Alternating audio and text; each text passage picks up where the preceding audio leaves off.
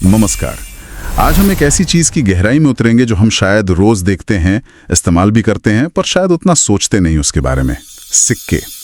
हमारे पास ना भारतीय सिक्का प्रणाली पर कुछ जानकारी है, तो आज कोशिश यही रहेगी कि इन धातु के छोटे छोटे टुकड़ों में जो कहानियां छिपी हैं उनको थोड़ा खोलें। तो चलिए तैयार हो जाइए सिक्कों की इस दुनिया में गोता लगाने के लिए। बिल्कुल, ये विषय वाकई में बहुत दिलचस्प है। हर सिक्के की अपनी एक कहानी होती है, सच में। चलिए तो फिर एकदम शुरुआत से शुरू करते हैं कि सिक्के धातु के, कभी कभी या दूसरी चीजों की भी हो सकते हैं। वैसे छोटे, ज्यादातर गोल और चपटे टुकड़े होते हैं। इन्हें कोई सरकार या कोई अधिकृत संस्था, अथॉरिटी जारी करती है, और हाँ, इनका एक तय मूल्य होता है। और सबसे जरूरी बात यह है कि ये लीगल टेंडर होते हैं। ये सिर्फ धातु का टुकड़ा नहीं है, ये एक तरह से भरोसे का प्रतीक है, मूल्य का प्रतीक है। अच्छा, लीगल टेंडर, हाँ ये शब्द सुना है, ये महत्वपूर्ण है। पर सिक्के तो हमेशा से नहीं थे ना, इनसे पहले काम कैसे चलता था? सही कहा आपने।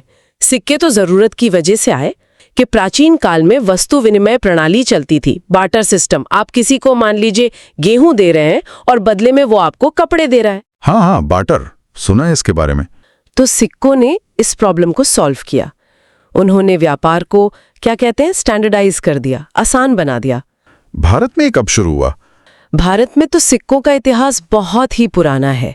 स्रोत बताते हैं कि यहाँ करीब 6ठी शताब्दी ईसा पूर्व, मतलब 6th सेंचुरी BCE के आसपास सिक्के बनने शुरू हो गए थे। इन्हें पंचमार्क सिक्के कहते हैं, पंचमार्क कॉइन्स। पंचमार्क? हाँ, ये आमतौर पर चांदी या कभी-कभी तांबे के थोड़े अनियमित से आकार के टुकड़े होते थे, और उन पर अलग अलग चिन्ह या निशान जैसे ठोक कर बनाए जाते थे, पंच करके। अच्छा। ये निशान शायद उस समय के जो राज्य थे या व्यापारी थे या उनकी गिल्ड्स होती थी, उनके प्रतीक होते थे। ये भारत के शुरुआती सिक्के माने जाते हैं। चलिए अब जरा आज के सिक्के पर आते हैं। जब हम कोई सिक्का हाथ में लेते हैं तो उस पर क्या क्या खास चीजें होती हैं, मतलब उसकी बनावट कैसी होती है? देखिए, एक आम सिक्के के कुछ मुख्य हिस्से होते हैं।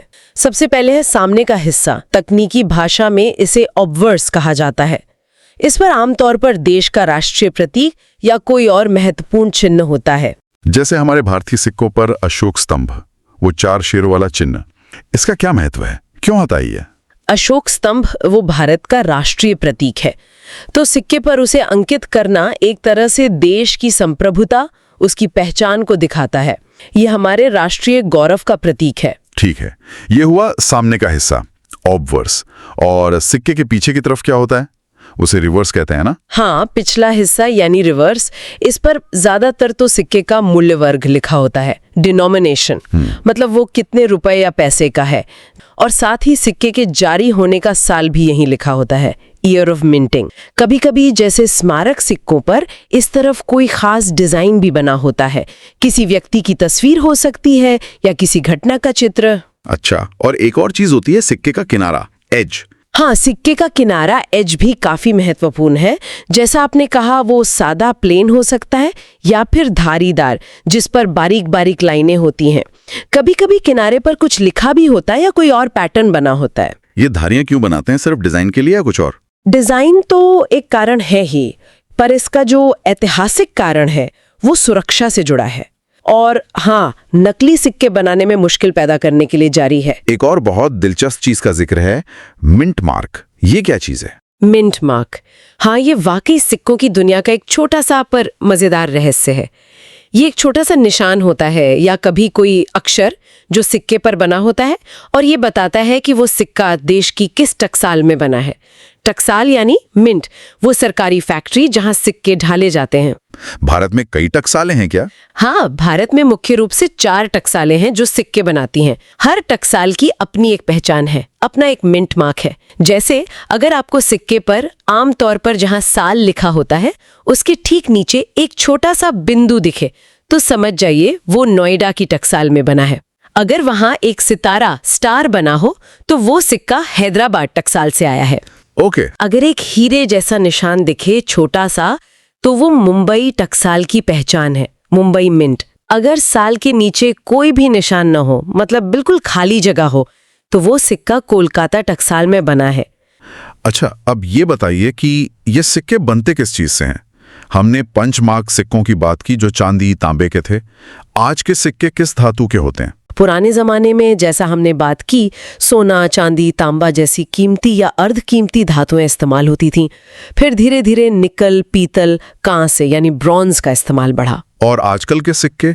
हाँ, आजकल ज्यादातर सिक्के स्टेनलेस स्टील से बनते हैं, खासतौर पे फेरेटिक स्टेनलेस स्टील, या फिर मिश्र धातुओं से, एलॉयज। मिश्र धातु मतलब कई धातुओं का मिक्सचर, जैसे निकल पीतल या कॉपर निकल। अच्छा, क्या सिक्के सिर्फ एक ही तरह के होते हैं या इनके कुछ और प्रकार, कुछ और टाइप्स भी होते हैं? नहीं, सिक्के सिर्फ रोजमर्रा के लेन देन वाले ही नहीं होते। स्रोत के अनुसार मुख्य रूप से 3 तरह के सिक्के होते हैं। पहला तो वही है जिससे हम सब अच्छी तरह वाकिफ हैं, प्रचलित सिक्के, सर्कुलेटिंग कॉइन्स। ये वो सिक्के हैं जो आम चलन में होते हैं, जिन्हें हम दुकान पर, बस में, मतलब हर जगह इस्तेमाल करते हैं। ठीक है, ये तो हो गए आम सिक्के, सर्कुलेटिंग कॉइन्स।